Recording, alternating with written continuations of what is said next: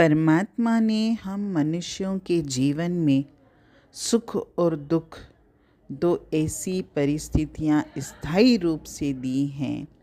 यदि हम सुख और दुख दोनों ही परिस्थितियों के अनुसार अपने आप को मैनेज कर सकते हैं तो अपने मनुष्य होने का भरपूर आनंद उठा पाएंगे।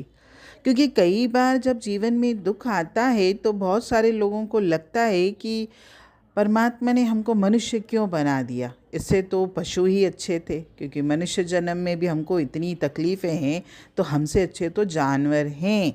और ये बात तो आप प्रत्यक्ष अपने जीवन में देख भी लीजिएगा कि जिनके जीवन में कष्ट होते हैं ना, दुख होते हैं ना, तो वो लोगों के मुख से तो ये ज़रूर ये बात निकलती है।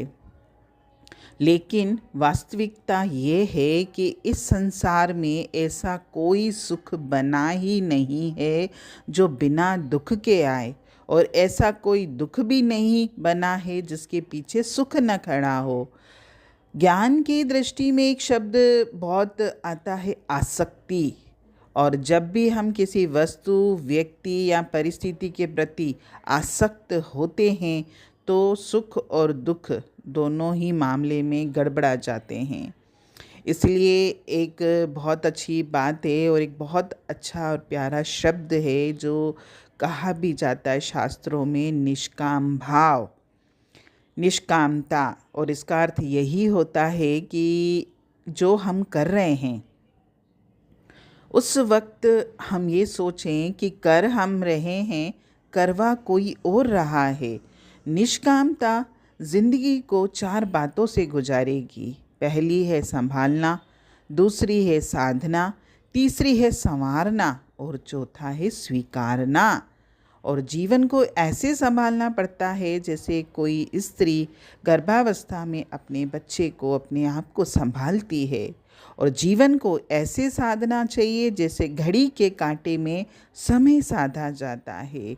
और जीवन को ऐसे संवारना चाहिए जैसे हनुमान जी ने राम जी के काज संवारे थे। और चौथा, ऐसे ही जीवन को निष्कामता के साथ स्वीकार करना चाहिए। जीवन में अगर हम इन 4 बातों को लेके चलेंगे तो हमारे जीवन में सुख और दुख नाम की कोई चीज़ रहेगी नहीं, और हम इन दोनों परिस्थितियों से ऊपर उठकर जीना भी सीख जाएंगे। अगर जीवन में हम सफल हो जाएंगे तो हमें अहंकार नहीं आएगा, असफल हो जाएंगे तो हम दुखों में, अवसादों में नहीं डूबेंगे। और यही तो निष्कामता है, और यहीं से ही मनुष्य को आनंद प्राप्त होता है। हरिओम।